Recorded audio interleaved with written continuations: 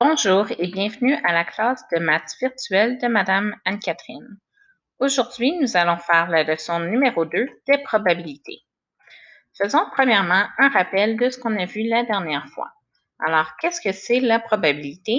C'est mesurer la chance qu'un événement se produise. Une probabilité se situe entre 0 et 1 en fraction ou entre 0% et 100%.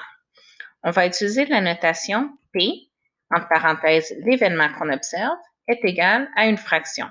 Et pour avoir notre fraction, le numérateur va être le nombre de résultats favorables et le dénominateur, le nombre total de résultats possibles.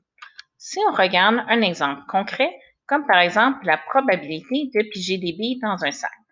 Faisons semblant que notre sac est opaque et on ne peut pas voir à travers ce qui s'y trouve. Alors, si on a 3 billes à l'intérieur et on veut savoir la probabilité de piger la bille rose, sachant que la bille rose est beaucoup plus large que les deux autres billes, c'est maintenant très facile de trouver la bille rose pour être capable de la piger. On enlève maintenant l'élément du hasard. Ce qu'il faudrait, c'est plutôt avoir un sac avec des billes qui sont de la même taille et c'est impossible de discerner la couleur au toucher. Alors, maintenant, on a un sac où c'est beaucoup plus aléatoire de piger une couleur parmi les autres billes. Alors, on va regarder la probabilité de piger le rose, puisqu'il y a une seule bille rose parmi 5 billes totales. La probabilité est égale à 1/5 ou à 20%. Avec notre échelle de probabilité, on dirait que c'est donc très peu probable. Si on regarde la probabilité de piger une bille bleue, il y a encore une fois une seule bille bleue parmi 5 billes, donc 1/5, 20%, et c'est encore une fois très peu probable. La probabilité de piger une bille verte est maintenant beaucoup plus grande puisqu'il y a 3 billes vertes parmi 5 billes au total, donc 60%, ce qui est probable. Si on combine deux événements, comme par exemple la probabilité de piger une bille rose ou une bille bleue, on doit additionner le nombre de billes roses et le nombre de billes bleues, 1 plus 1, ce qui est égal à 2, et le total de billes, 5, donc notre probabilité est de 2/5 ou 40%, donc c'est peu probable. Une autre façon d'avoir des probabilités, c'est avec des roulettes de probabilité. Alors, on peut avoir ici une roulette dans des jeux télévisés comme par exemple Roue de la chance ou Wheel of Fortune. On peut avoir des roulettes de ce type dans certains magasins pour être capable d'avoir un rabais promotionnel. On peut avoir ce type de roulette au casino dans certains jeux. On peut en avoir aussi dans des jeux de société pour dire, par exemple, de combien de cases on doit avancer. La flèche peut se retrouver à l'extérieur ou au milieu et on veut savoir la probabilité que la flèche arrête dans un secteur spécifique.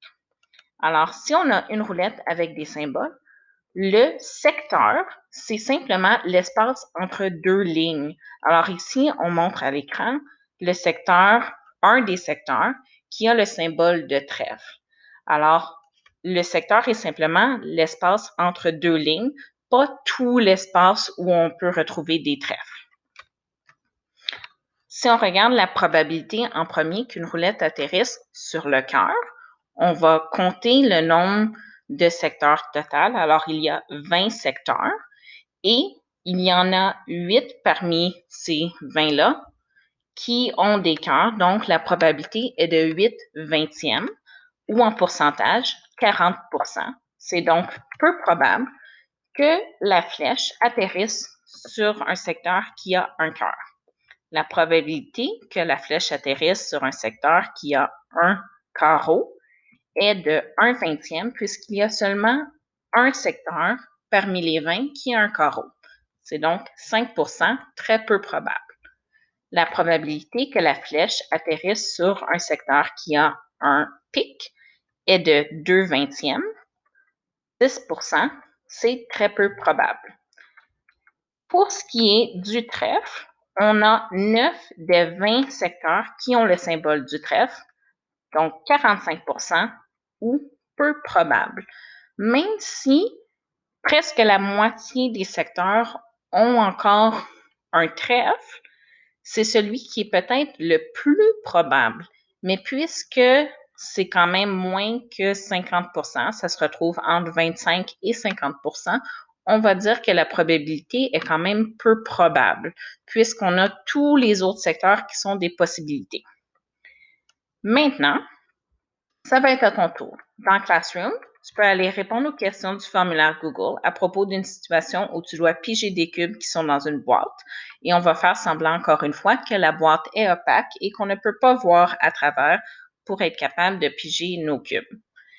Une fois que tu as terminé ça, tu peux aller plus loin et faire ta propre expérience à la maison en utilisant une boîte, un sac opaque qui est par exemple en tissu ou un autre contenant et trouver les probabilités de piger différents objets de même forme et grosseur.